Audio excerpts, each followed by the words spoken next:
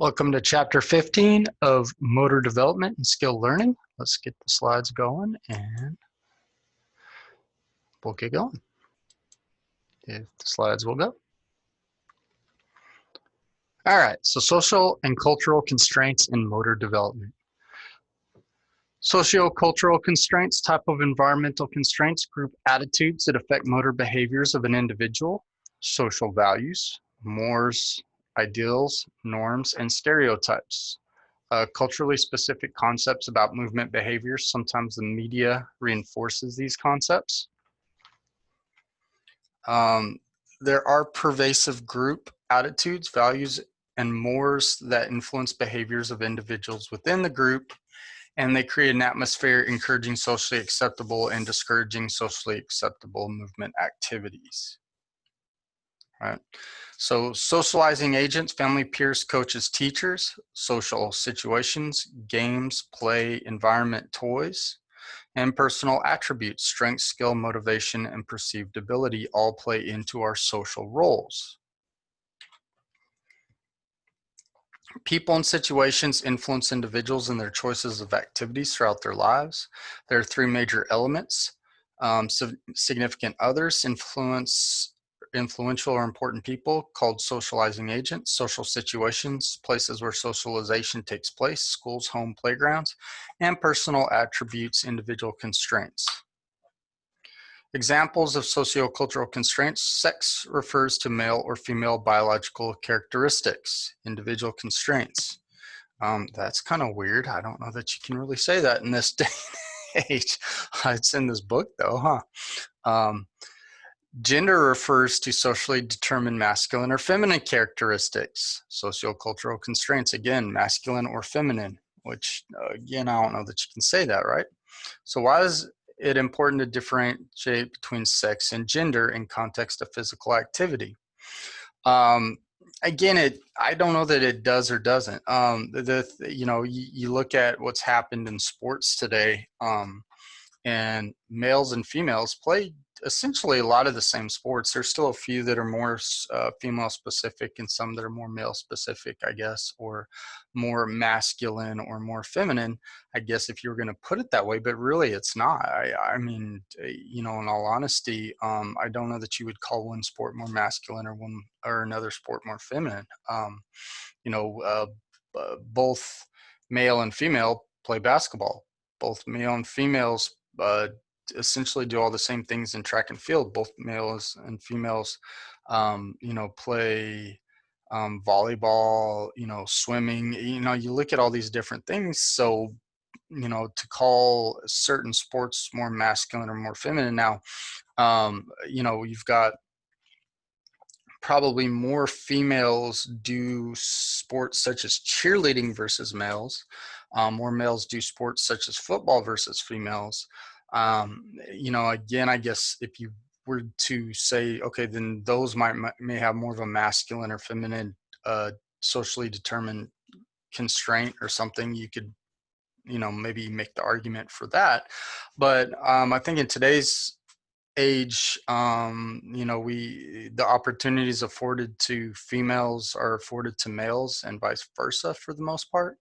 Again, in certain sports, you may say, all right, well, yeah, they got more opportunities for males in this or more opportunities for females. But, across the board, I think Title IX has done a good job of trying to play those things out. Again, that's not really, getting a little off topic. Our biggest picture now is the, looking at transgender athletes and the impact that that's going to have on sports, not so much the male sports, but the female sports, as we've talked about, the genetic differences between females and males in terms of biological I guess when it comes to sports, maybe what you would say might be some biological advantages, being, bigger, faster, stronger in terms of certain things. And so, again, that's become more of a social cultural phenomenon, not necessarily a constraint. But again, there are those, so you could say traditionally males were probably push more into sports in decades past versus females. Females were probably more deterred from doing sports, but I don't see it that way as much anymore. You'd have to, in certain social groups or cultural groups that may still exist. But if you look at um, athletic groups across the world, especially athletic groups within the United States, there's definitely been a bigger push for females to compete in things. I probably know more female competitors in sports such as weightlifting and Olympic lifting and stuff. Just personally than I do males. Now I know males in all those as well, but there just seems to be a bigger grouping, I think, or a bigger push, or I don't know what you call it. It's definitely I've seen an explosion, so to speak, in a lot of sports. And especially that with the competitions and everything else. So there's definitely been a big swing. I think it's a good thing. I believe that men and women definitely need to be active. They definitely, I think, from a fitness level, the activity and stuff is great for both sexes. From a sports level, there's a lot of opportunities that sports afford kids in terms of things that, like as they move up through the grade levels, they go from like elementary to junior high to high school. There's certain opportunities that come about from being part of the sports teams. Looking for going on to college and scholarships, and maybe even continued into professional sports afterwards. There's those opportunities. Now, again, those opportunities get smaller and smaller as I talk from one thing to the next.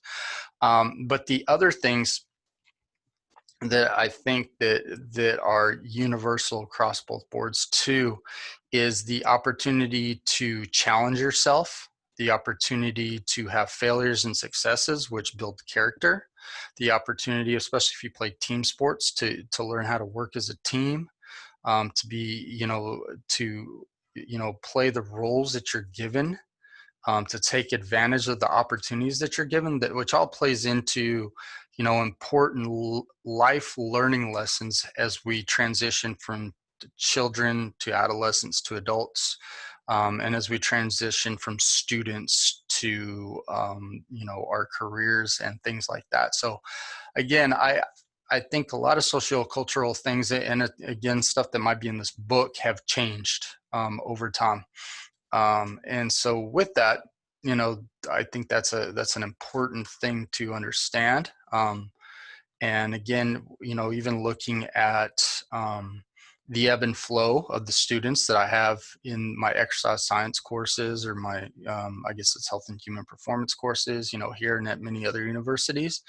I do believe the trend of more female students has increased quite a bit. And there's definitely, sometimes I teach classes where there's a lot more females in the classes than males. And so definitely seen a huge upswing in that. And so again, it's, it'll be interesting to see, it's interesting to see where we were, where we are, and where we are going in terms of these things when we look at activities, and we look at sports, and we look at exercise and everything else, and what the changes in gender happen. One of the conversations we had and we'll talk about this again, this kind of goes into what we were saying, masculine sports, football, wrestling, feminine sports, gymnastics, figure skating. Again, you see more girls in football and wrestling these days. Gymnastics, I never really thought much of as a feminine sport, as there's, both, like full male and female gymnastics. Figure skating, I would still think, has more of a feminine overture to it. where, you get it probably when, like you get young men or young boys and young girls when, grow up in areas with skating. I'm sure, that the girls tend to, like culturally be pushed like, oh, if you're going to skate, do figure skating. Boys, if you're going to skate, maybe think about hockey. But even then, there's girls hockey leagues. There's, men that compete in figure skating, on the world stage in the Olympics. So those things, I think, change.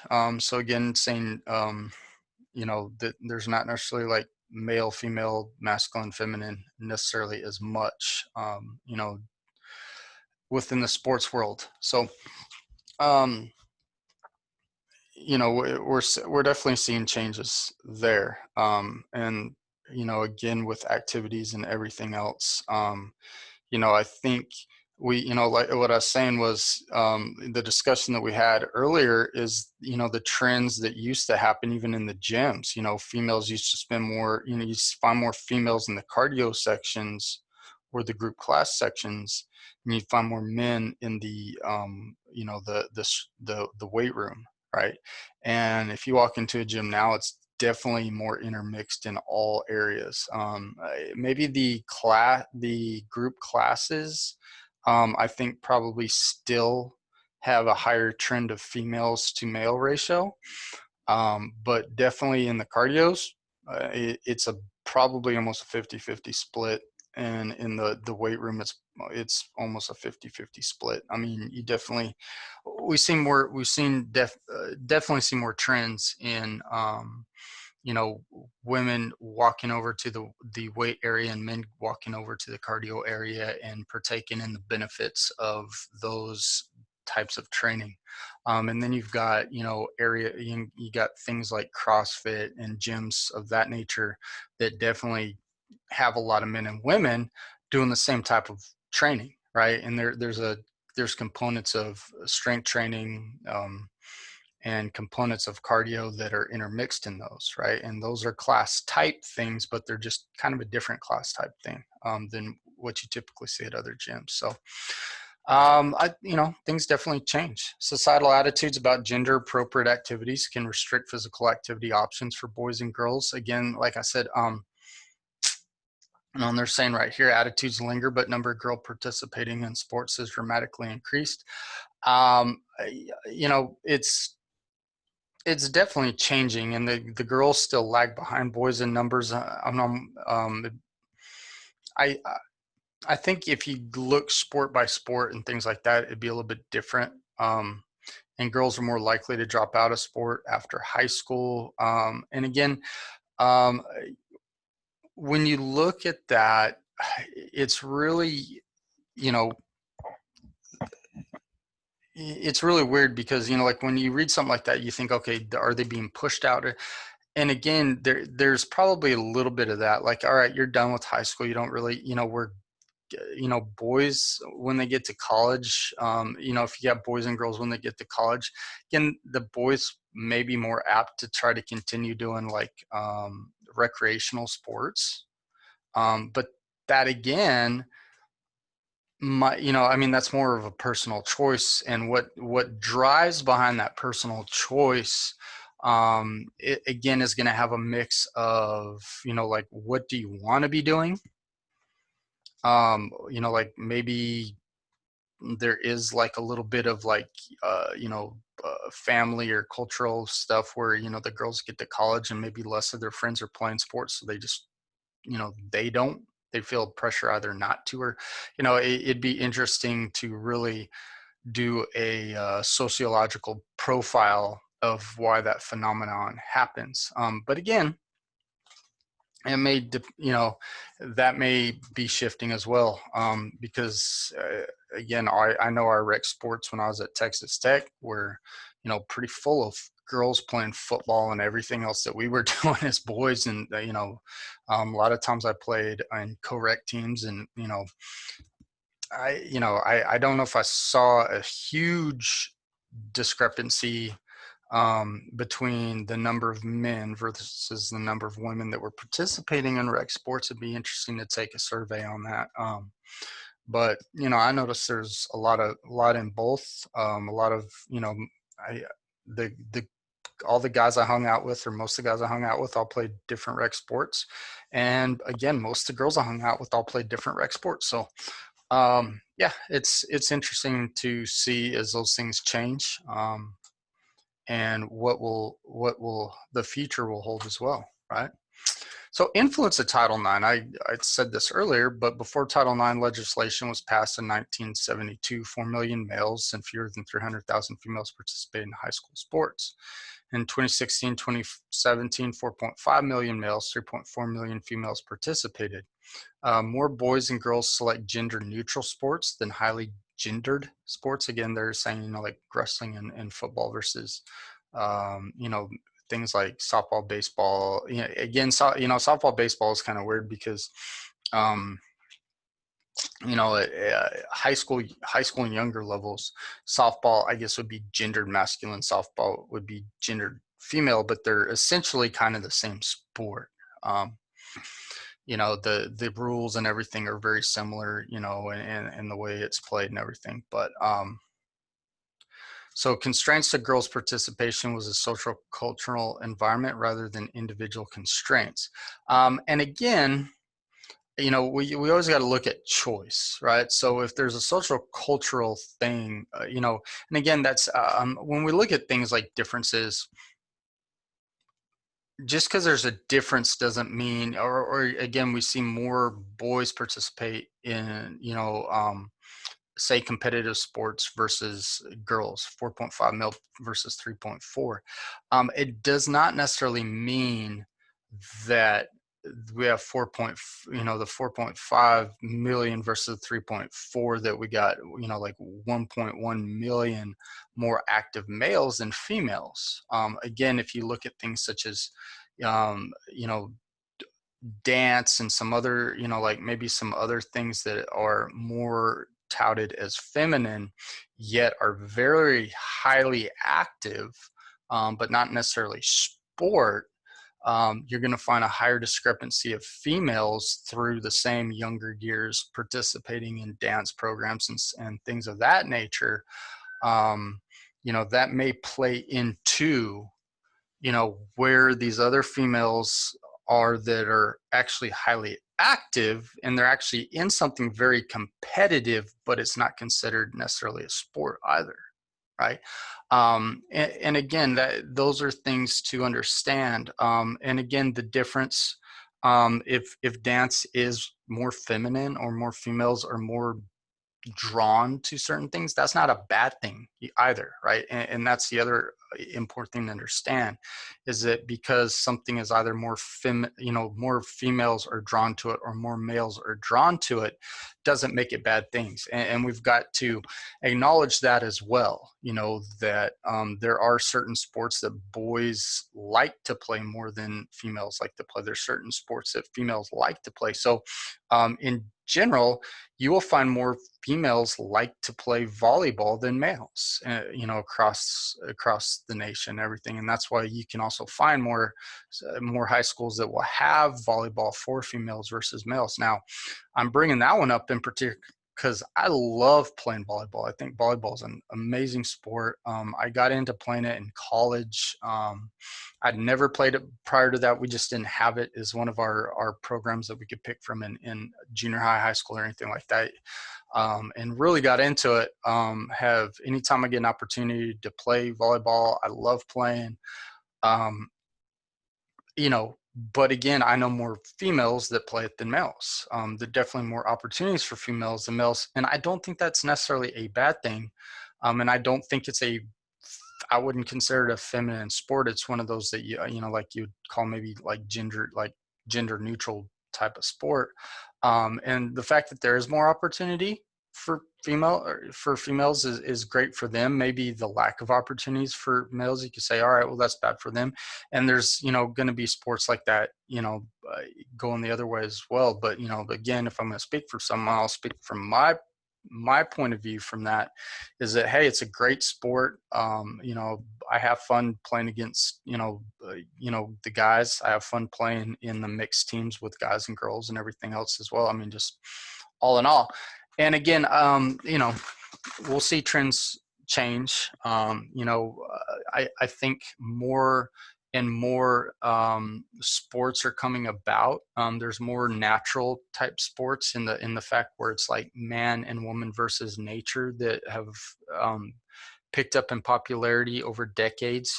Again, living here in Florida, surfing and paddleboarding are certain recreations we didn't have in the deserts of New Mexico. Out there, a couple, rock climbing keeps gaining in popularity with men and women. I got into whitewater rafting. I know a lot of folks that are into kayaking and stuff out there as well. Skiing and snowboarding are sports that I was really into out there. Again, I don't know that I see more males versus females in those. Um, you know, and again, things will constantly change. And so the opportunities I think are there. And again, our sociocultural, part of it's going to be the families we grow up in and the areas we grow up in as well that may influence. And again, if we see more males in something or more females in something, we really need to look and break down: is this a good?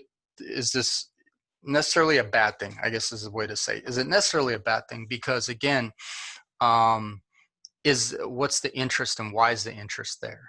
And is it interest versus opportunities, right? If there's not opportunities, then it definitely needs to be revisited. If it's just not an interest, girls are more interested in it than boys, or boys are more interested in girls. That's not necessarily a bad thing, right? There are, we, uh, again, we've got to distinguish between the fact of equality and opportunity,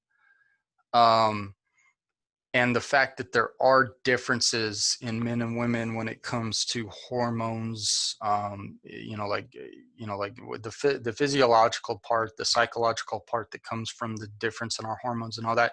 It's there, right? I mean, it is what it is. And so because of that, um, you know those generalities may push, or not push, but they may pull more males towards certain things or pull more females towards certain things based on the way that our physiological makeup is and our hormones, and in general those that have more masculine type, like if you're going to say, the way that they're put in there with the masculine and feminine, like masculine type personality, feminine type personality or attributes may be more apt to want to do certain things versus other things, right? And so those things are good and okay, and it's good that things are different. If everything, if we're all the same, it kind of makes for a boring world. So again, when we look at these things, sometimes they get misinterpreted, and so you've got to look at the total picture, and you got to look at it as in, are there barriers put up, or is it just, hey, here's 20 opportunities and people are going in their own directions, right? And then why are they going in those directions? Because they want to, and that's fine, right? So we've got to look at those things. And again, if there are barriers that, unfair barriers placed, those do need to be taken down, right? So again, gender stereotypes, ballet. There are guys that do ballet, but it definitely does not interest most boys, and that's okay. Baseball. Now, baseball, um, I don't know if, given the opportunity, if we just changed everything over to baseball or changed everything over to softball, what the implications of that would be. I'm just going to say if we changed everything over to baseball, because baseball's been, like if going through the MLB and everything, the establishment of that sport in it being, like century plus long type of sport. So let's just say we said, hey, would everybody want to switch over?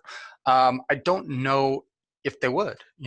Girls of, a lot of girls that grew up playing softball, they see it as, yeah, it's similar, but this is ours and we do it this way. So what the percentage difference in wanting to move over from softball to baseball might be interesting to see. Soccer. I don't think there's any gender stereotype with soccer. I think here in the U.S. to an extent, and again, all of my students down here in Miami are going to be like, "What?" I've lived in a lot of areas around the U.S. I think soccer is definitely more popular in general amongst females versus males, and that's going to go for a lot of reasons.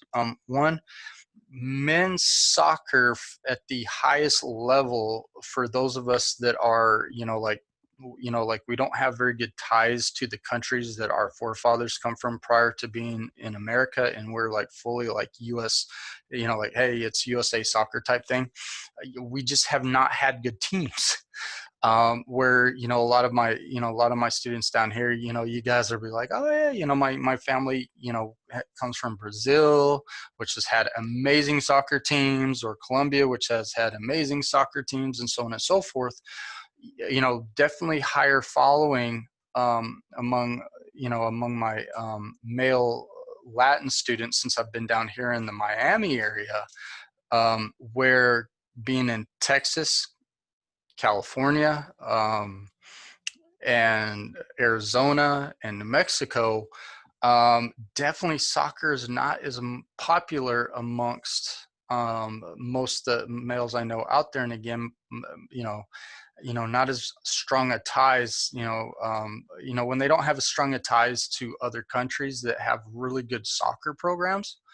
That's, I think, the major reason why. And again, when I've been in those areas, like when I was in California, I had some of my baseball players from different areas that had very strong soccer ties. And bringing that up, had some guys out there that were actually from Australia who were really into rugby, right? And again, that rugby is not much of a thing here at all, right? But again, it's, they were from Australia, so they followed rugby and everything else. I had a buddy from Iran, him and his brother, huge soccer fans, right? Where we gravitate here probably in America a lot more to football. Where if you go worldwide, football is not as big of a thing either. So I think within the realms of male soccer or masculine soccer, or however you want to look at it, men's soccer, definitely in the United States, it has a different appeal because of that. And it's almost like we've replaced it with football, and so that makes it a bit different, where if you look across the board, because there's more of um, definitely more of a greater presence of female American soccer versus male American soccer, and the success that our female Olympic team and World Cup teams have had. Yeah, I think there's definitely a greater boom of female soccers in this country versus male soccer players. So, um, synchronized swimming, again, is probably seen more as a female sport. I actually don't, I've never, I don't know if they have synchronized male swimming. Not that I've noticed. In the Olympics, anytime they've shown it, it's always the female. So I don't even know if that's necessarily an opportunity for males. So again, that could be ignorance on my part, but anytime I've watched the Olympics, I've never seen male synchronized swimming. So not sure. Again, are there cases where athletes go against the stereotypes? Yeah, there's male ballet dancers. There's women, or not women, I'd say girls, because I don't, that have played baseball all throughout, their youth leagues up until, and some of them through high school. Soccer, again, I don't know why they have that one on there, because I didn't really realize there's a gender stereotype outside of maybe somewhat of one here in this country. But again, you got male and female soccer players that play from the time they're little all through like high school, college, and on into the pros and things like that. So I'm not sure, you know, you look at, I think weightlifting in years has been one that, like if you look back like 30 years ago, you look at especially like Olympic lifting and powerlifting. was probably definitely more male centric, but in all honesty, there's probably just as many or more females, or at least they have a much greater presence on social media platforms than the males. Um, and you've seen a huge change in things that, if you asked like maybe my parents or grandparents, oh, what do you think of weight training? Is that more boys or girls? They'd say, oh, that's definitely more boys. Where you'd say now, you're like, it's not really a boy or girl thing. And again, there's just as many females, I would think, at this point, um, participating in training and competing as males, or maybe even an increase from what you'd see on social media. Um, Bodybuilding's another one. I mean, just so many girls compete in bodybuilding. Um, and I definitely, if you click on hashtag bodybuilding, you'll probably find more girls posting stuff than guys, right? So again, influential people who are considered socializing agents: parents, siblings, peers, teachers, and coaches. And again, I think that's going to be uh, different from person to person because of who they're surrounded by, right? For example, I never grew up around horses. My wife did. My oldest daughter, her sport that she likes to do is horseback riding. Um, I think I don't want to say weird. I mean, it's just weird to me because I wasn't ever around it. I didn't grow up around people that had horses. I didn't have anybody in my family that rode horses. I didn't have any peers, teachers, coaches that are like, hey, you ever want to get on horses? I was on a horse one time as a kid, up in the mountains on a horseback trail ride, close to where I lived. Um, you know, that's the only time I was ever on a horse as a kid, where my wife grew up riding horses and competing in horse jumping and things like that. And or I don't know what they call it, but she did the thing where they did the horse jumping and all that. And so now my oldest daughter does that, right? And so definitely that's a weird influential thing to me because it wasn't something I was around. My kids, she's I like basketball. My daughter, or my wife, didn't play anything, but again, that same oldest daughter, and my two boys like to play basketball. Now my other daughter doesn't really care for it, but they like to play basketball. Probably influence from me, and they again, my boys have a couple of friends that like to play, and my older daughter has some couple friends that like to play. So, little bit of greater scope of influence. My kids like to play on the boogie board and surfboard. I grew up in New Mexico. I didn't really get a love for surfing until I was older, and lived out in California. They're growing up here in Florida. All four of my kids actually like to get on the boards. So again, it's not only the people, but you could also look at, localized areas of where you live. If we stayed up living near the mountains and stuff, my kids might be more into whitewater rafting versus surfing. Who knows? Again, before we moved, my oldest daughter was starting to get she really liked skiing, and things like that. So, there's other things besides the people that play into it, but the region of where you're at. Again, like I said, I don't think there's much of a gender difference in liking soccer when you look at other countries versus America, because again, it's a bigger thing. Again, hockey is not a huge sport here in America, in general, compared to what you would think of like Canadians, right? And so again, regional things may play into why we see some of those differences as well, or like not even region, like within this country, but going out into the world. Um, Parents are particularly important during early childhood. Gender, both the child and parent, matters. Fathers tend to reinforce gender typing in boys. Same-sex parent may be more influential.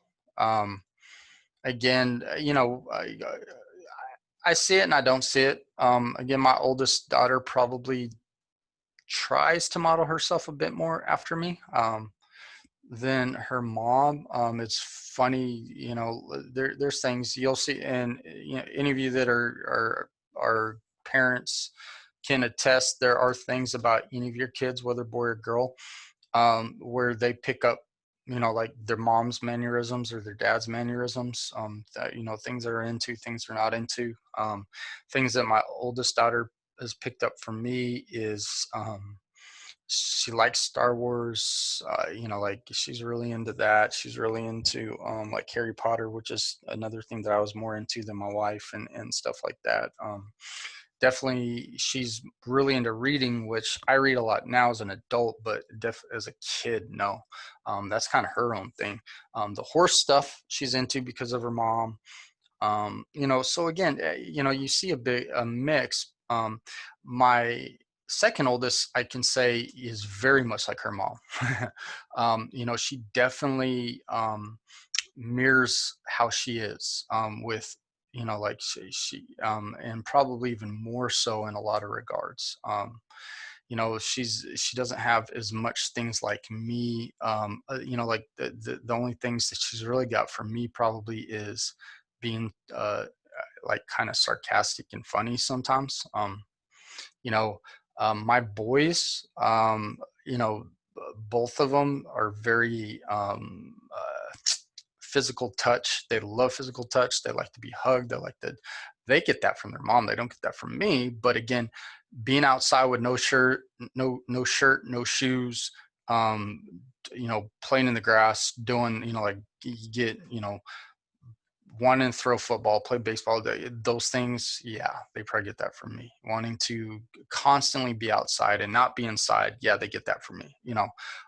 Just though again, so again, I agree with that and disagree, at the same time, because I have seen some kids that definitely are more like the opposite sex parent that they have. And then I do see some kids that are like little mini me's of their dad or little mini me's of their mom. So, is what it is.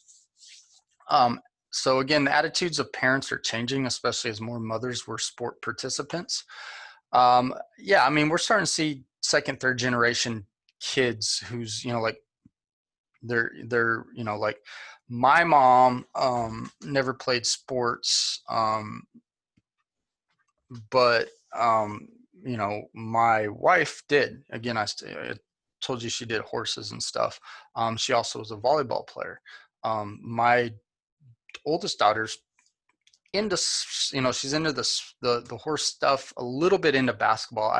And she may get more into that. I don't know. It's kind of hard. I was kind of hoping with junior high and stuff, she may get more opportunity to go and maybe play some of that and see if she likes it more. I'm actually trying to find a basketball hoop for all the kids, because they've been asking for it all summer. But with the COVID stuff, we'll see, like what happens with school sports. She may get more into that. you know, who knows? I mean, but I do believe that more girls are playing sports than they were before. Um, and again, I think part of it is, yes, the parents, like some of the moms did that before. I think the other thing is too, is just, like if they have friends, because again, when it comes to sports, I think a lot of times your friends have a bigger influence sometimes, because you want to spend time with them. And so, if your friends are into certain sports, you may want to go play those sports. I saw this with my friends. I was one of the few that kept playing all the different sports all through high school. Most of my buddies, by the time we got to high school, were just baseball guys. They were really into baseball, and I still was playing basketball and football. And it was like, like a few of them trended over to baseball, and then the rest of them trended over to baseball. So, I can say, and like I saw that influence, right? Siblings constitute a child's first play group. So girl sports participation is influenced by brothers, and sisters, right? And again, you look at these studies, 82 and 80. Who knows? It'd be interesting to see the same type of study put out now and see what the statistics and things have changed. As a person leaves childhood, sibling influence tends to diminish. Patterns of family influence vary based on social background, race, and geographic location. And again, there's sibling influence, but again, like I've and say my oldest daughter and my younger two sons have a lot more similarity in interests of sports, but they still have differences. The two boys are into all the same stuff, and even in some of the things we do in the house. My oldest daughter likes to play the Nintendo. My two boys love to play the Nintendo. My youngest daughter, who's older than the two boys, she could care less about video games. She's the one that could care less about any sports. Now, again, she likes to dance. She likes to sing. She's likes to like I think she loved plays and things like that. She's really kind of into things like that. Um, is obviously not really influenced by her sister at all or the other siblings. I mean, in those regards, right? So, I mean, there's a lot of, that's the thing. There's a lot of individuality that goes into things. Patterns of family influence vary by social background, race, geographic location. Peer groups are particularly important after childhood. So again, I think she's very influenced by her friends at school. And also she has a cousin that's very much like her and they're really tight. So, you know, that's maybe part of where she gets some of that. Peers provide strong influence for group activities, including team sports and non-sport clubs. Peer group preference for passive activities can lead once active children and sedentary. Yeah, I think that is true too. I know a lot of folks that, as we were getting older and they started to pick friend groups, well, my friend groups were all athletes, and that did play a role into me being in athletics, but even at the same time, I don't know. I just loved athletics, so I may have picked. I don't know if I really gravitated towards my friends because they were athletes, or gravitated. I think some folks gravitate towards athletics because they're friends. It can go either way, and it can go the other way as well. Coaches and teachers, research is inconclusive regarding their roles in socialization and the physical activity. I think it can be very influential. If you have a really good teacher that gets you like just pumped about a sport or sports or things like that, it can make a difference. Getting, like really getting good instruction and seeing yourself get better at certain things definitely can play into those things. Research suggests they act primarily to reinforce existing socialization patterns. I could see that. I could see them leading some patterns and also just being a reinforcement. Again, it may depend on the kid and their situations and stuff. And teachers and coaches must avoid providing adverse socialization, which discourages participation. One of the big things that, I tell, and this is more I gear towards parents, because in athletics, there's not really any other way to punish the athletes other than physical punishment. I mean, I don't know what else you're gonna do. I mean, so like I always give the example, I hate to run suicides. Doesn't mean I hate sports, doesn't mean I hate to work hard, doesn't, like I go play basketball and I'll run all day and do all those things. But you say run suicides, I get this weird, eerie, like, oh, I don't want to do that. Yeah, that's because I had to do that so many times. Every time our team was doing terrible or people missed free throws, the whole team had to run suicide. So I just have a thing against that particular exercise.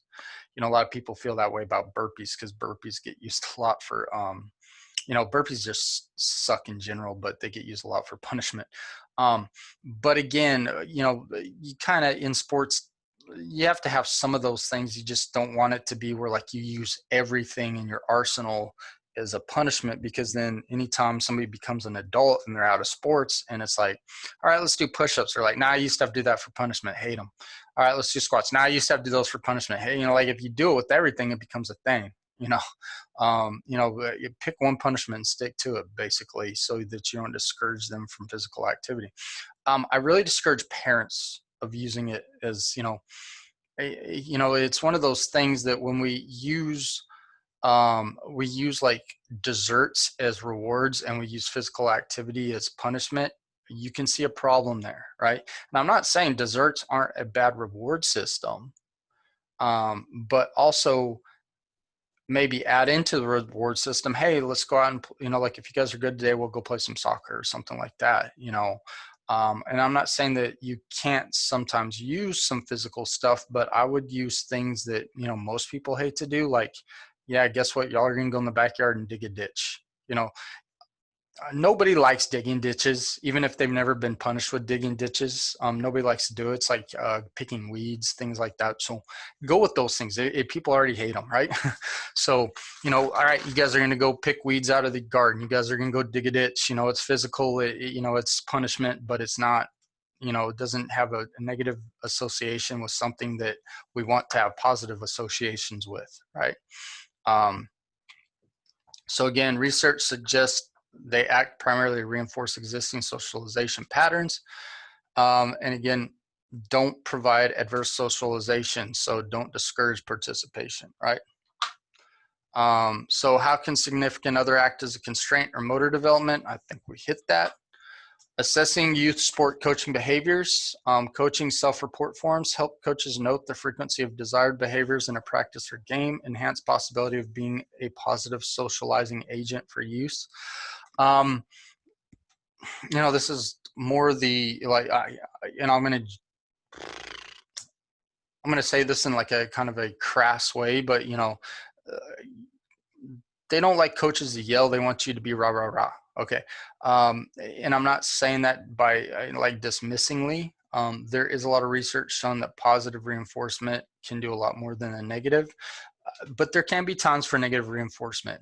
Okay. That's important. There are times that in sports that children should not be rewarded.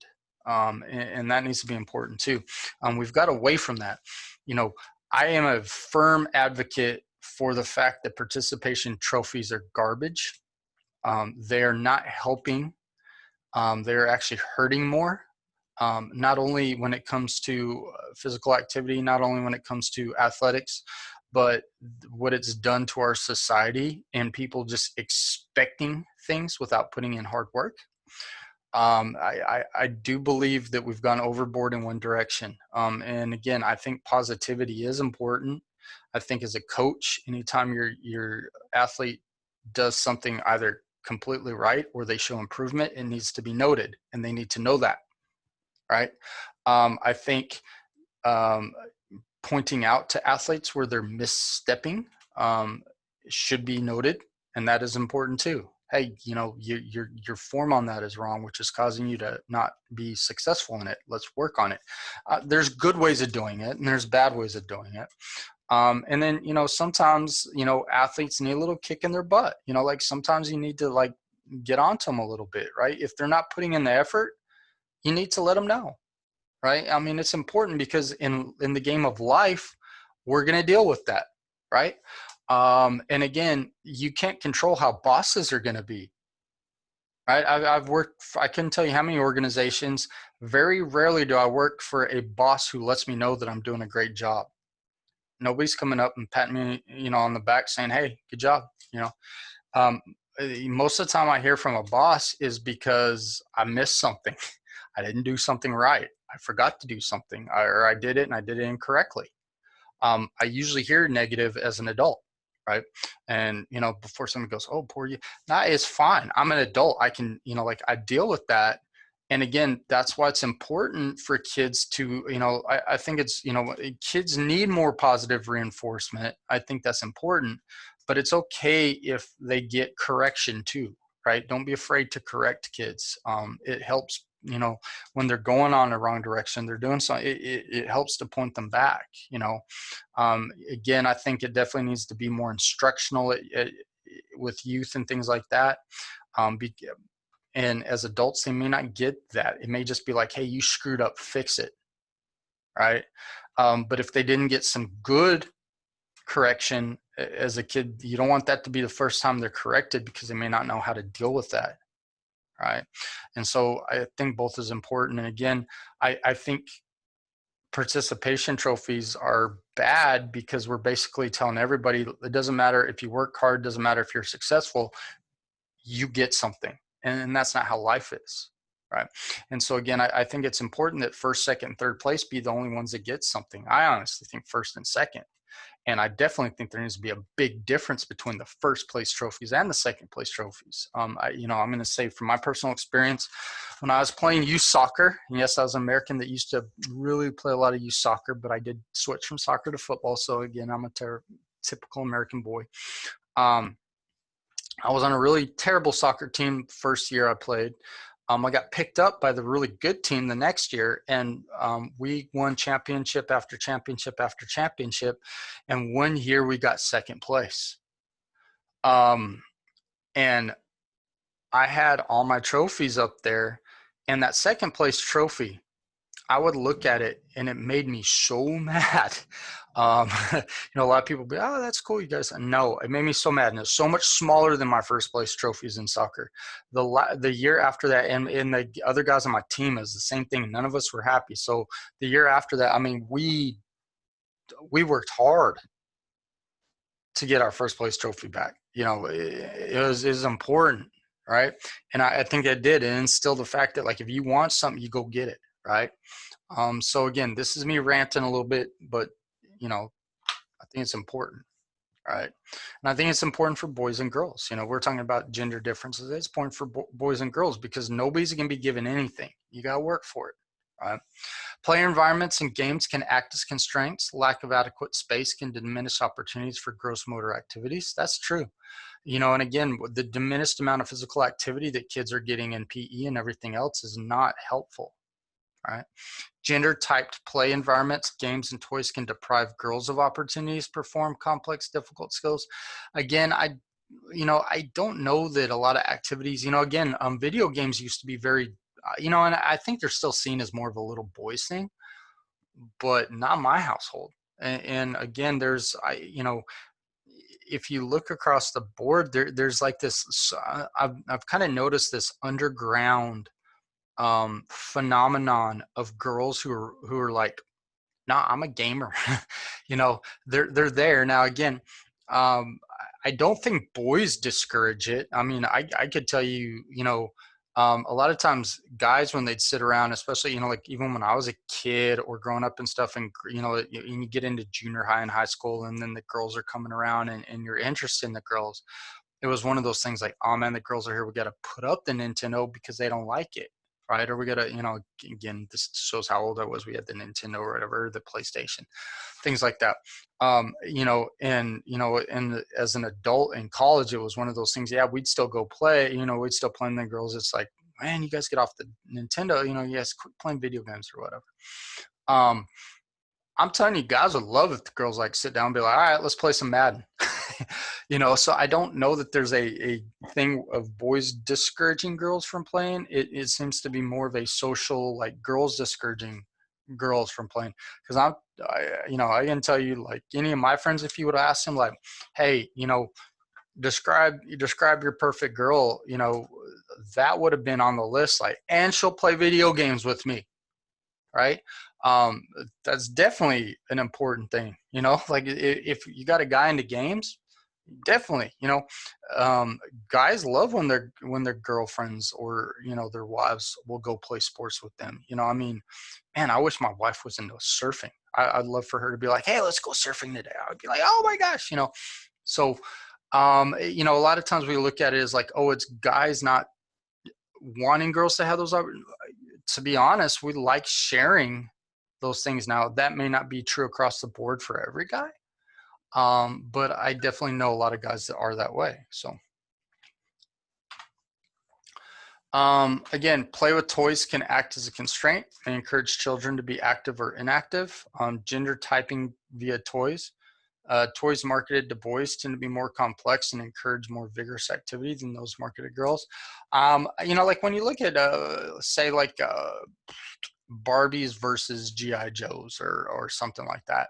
I can say, like whenever one of my daughters is playing with their Barbies, my little boys will go in and be like, oh yeah, I want to play.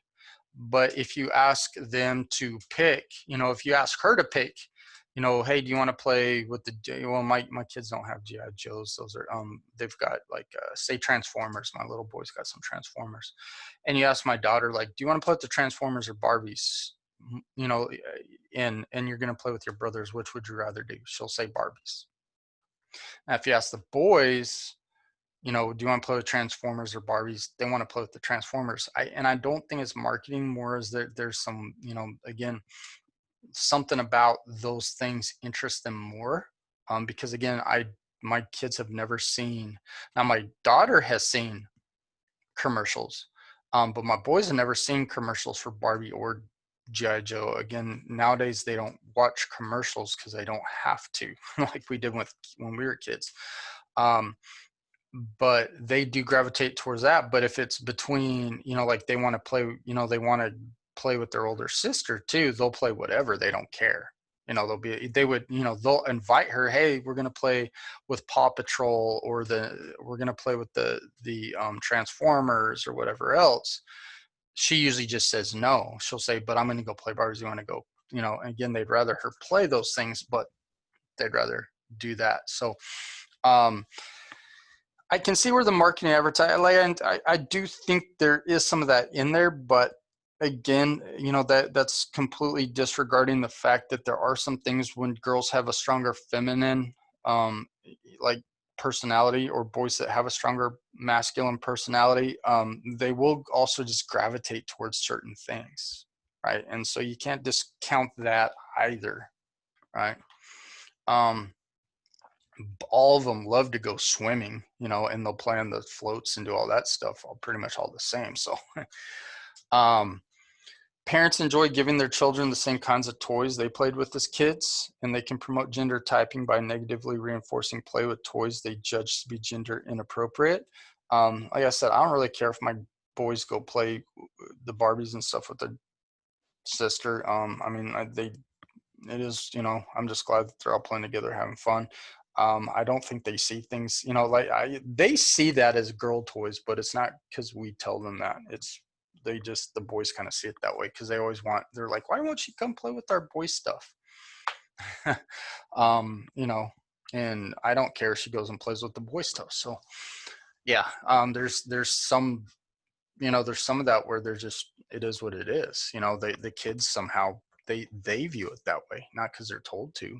So again, this is completely discounting that. Video, computer, stream games are increasingly influential. Again, like I said, my oldest daughter likes to do that. My youngest daughter could care less. So again, people, you can look at these things and you can say, yeah, I can definitely see where, Barbie's packaging is pink and this and that, and it's very more feminine, and these toys maybe have more of a masculine flavor to them or whatever. But again, if you take the color out of it and all the packaging, sometimes you're probably going to have more girls pick the Barbie toys versus the boys, and you're going to have more boys pick the GI Joe toys versus the girls. Again, that just there's some inherent things that happen physiologically that point in those directions too, right? So again, there's some biological factors that are just different about us, right? And you can't discount that, or you can't you can't completely cut that out, right? And again, it's not across the board. There are some girls that have more masculine tendencies, and some boys that have more feminine tendencies. So again, there's personal differences, right? Other socio-cultural constraints: race, ethnicity, and socioeconomic status. It's often difficult to distinguish between socio-cultural constraints and individual. Like I said, I mean, that's what I'm kind of saying here. I mean, you got to ask the person, like, do you feel like you're being influenced, or is this your thing? And then they got to be honest with you. Racial characteristics are biological based and relate to genetic similarities within groups. Yeah, I could see that, and no, I could see that too. My two sons are both different races, and but both of them like pretty much the exact same things.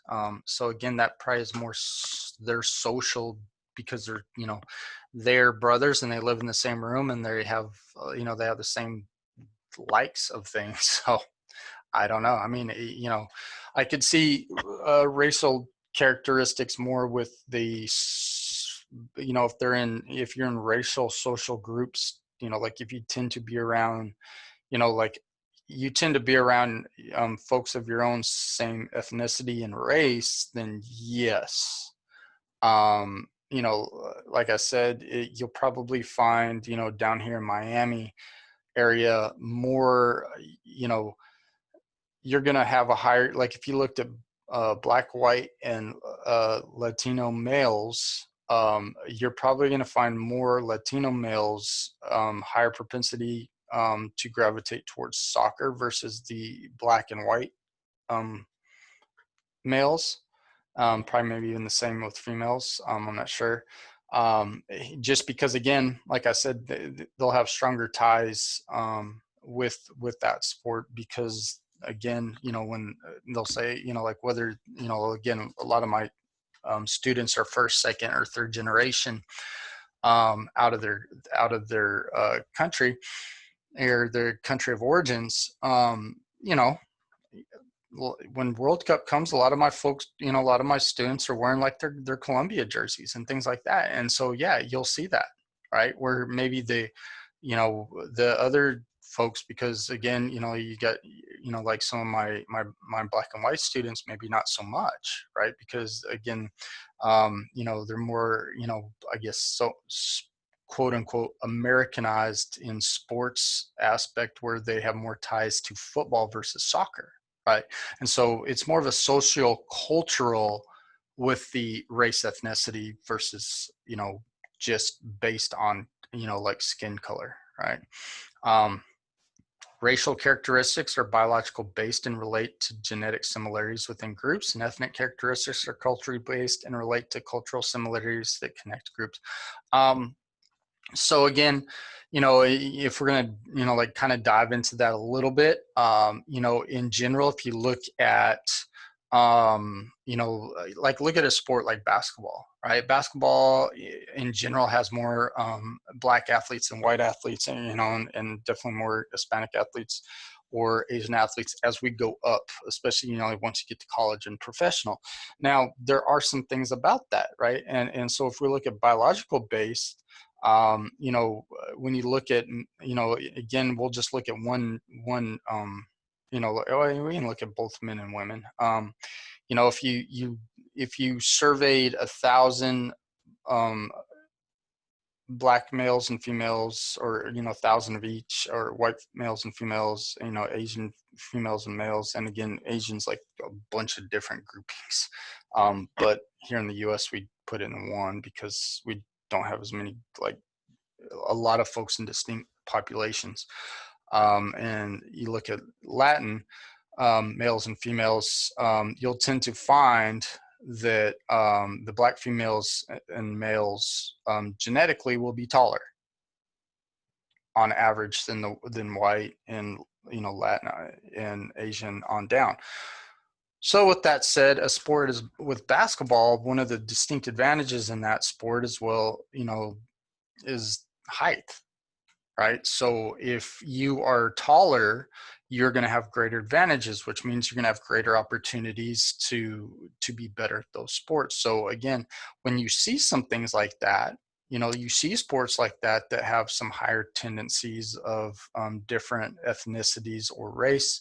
Part of that might be that there are some, that in general, something like that, people are taller. You look at other sports, there's, that maybe phenomenally have, a greater number of folks, like again, soccer. I don't know, there's a lot more, Latin males and females around the world that just grow up playing it.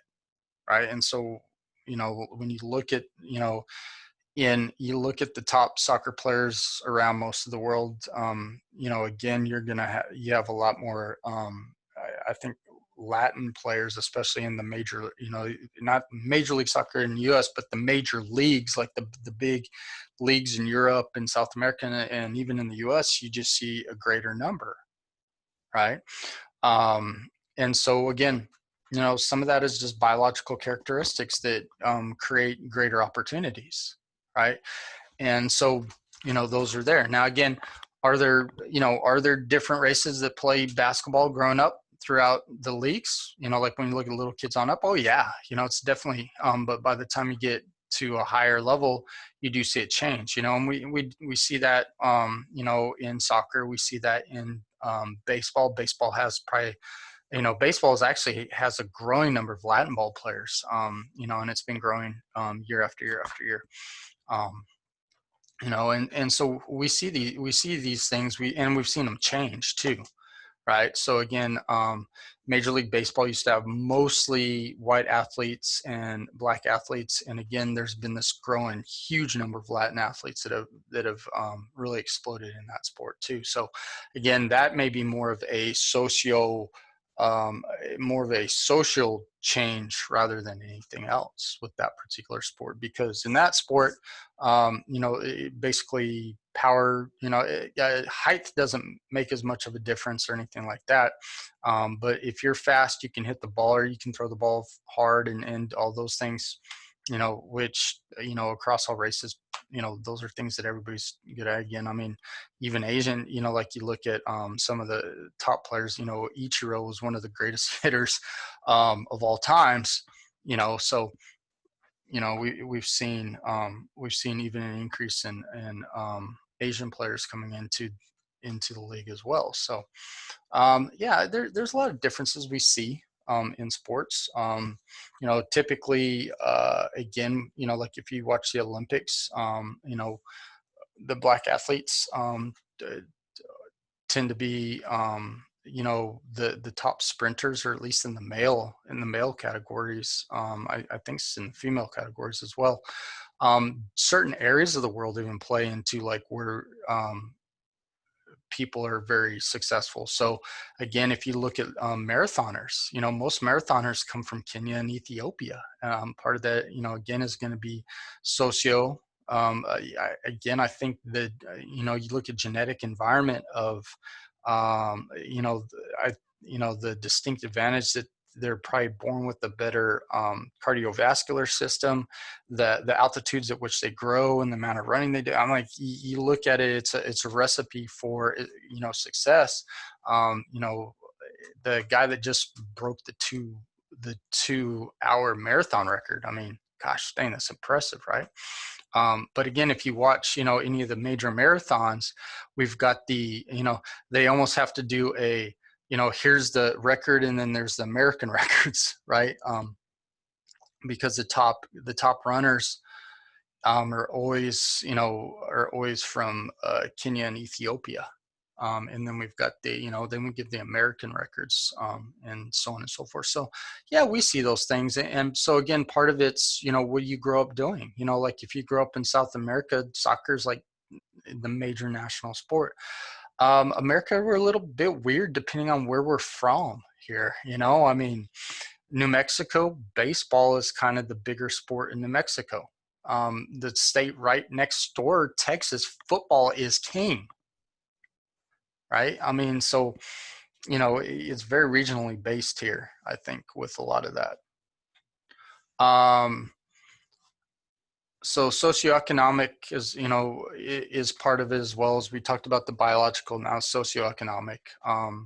No, it's important to examine differences among groups without suggesting a priori that differences are biological in nature. Again, there are some differences that are biological, and again, when you look statistically, you'll see, like I said, certain biological groups are taller, certain biological groups are shorter. That plays into certain sports, right? You don't see a lot of we don't get a lot of Chinese basketball players, like making an example, you don't see a lot of them make it into the NBA, right? But we've had a couple, right? Yao Ming was probably the most successful. We had, Lin Sanity for a couple of years. I'm not sure if Jeremy Lin's still playing now, but you just don't see a large grouping. Again, is that biologicals or social, and it may be a combination of both, right? If you don't typically have, in general, if most you know if most Asian athletes are not necessarily tall, basketball becomes difficult when you're shorter, right? And so again, you look at Yao Ming, he's 7 foot. That he's definitely that, 7 feet's big no matter what race they're. But I mean, again, statistically, you don't see a lot of 7-footers in comparison to like some of the some other biological differences, right? Where you see it a little bit more often in whites and even more often in black athletes, right? So those are some big differences, right? Biologically, but again, socioeconomic does play into it as well, right? Stereotype threat of stigmatizing groups can result in pressure to perform below one's actual capabilities. And yes, and that is true. So yes, you may see certain ethnic groups somewhat, I guess, dominate the amount of folks that you see in certain sports, but it doesn't mean that you might not be successful in that sport, right? And that's important to get across. Again, we've seen in football. Football has had a big mix of white and black athletes.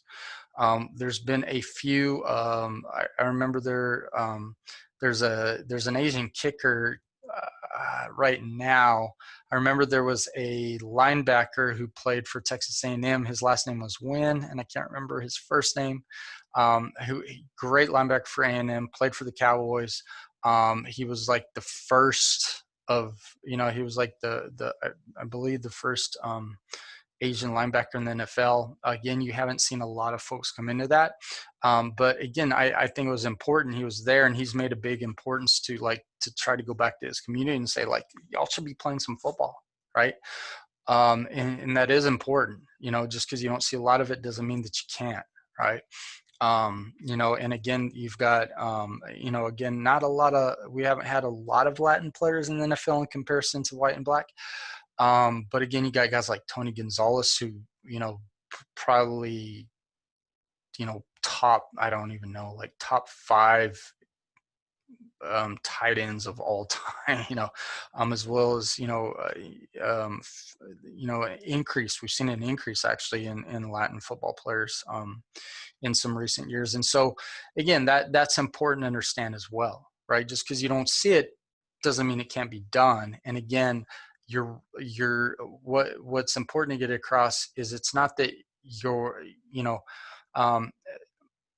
race does not put you at any disadvantage to playing any sports, right? It's more, you may have physical characteristics that maybe, like, again, I'm 6'2", which again, in generality, in my race, or just in generality, 6'2" is not short, but I'm definitely would be one of the shortest guys in the NBA if I was good enough to play.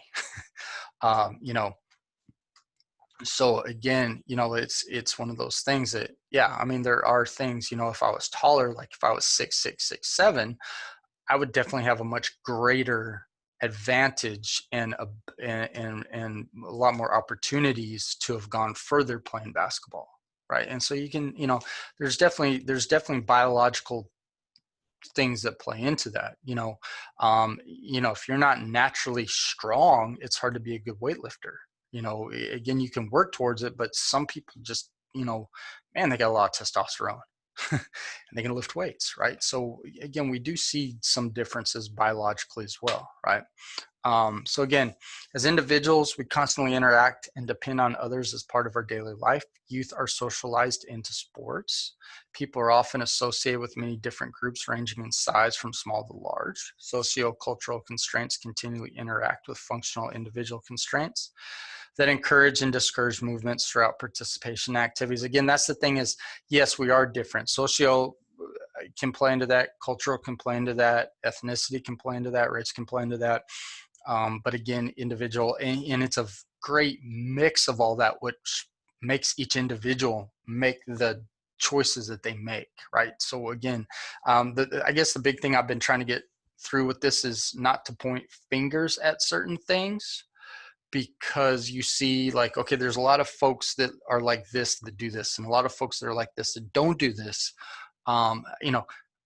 It really comes down to the individual. And again, part of that is, are you part of the social, do you like being part of your social norm, or do you like being part of your gender norm, or your sexual norm, or not? Do you like to break barriers or be part of, or not barriers, but do you like to branch out, or do you like, that comes down to the individual a little bit, right? And so again, it really does. There's so many moving parts that play into something. What I don't like is when folks like to pick one out and say, "Here's the problem."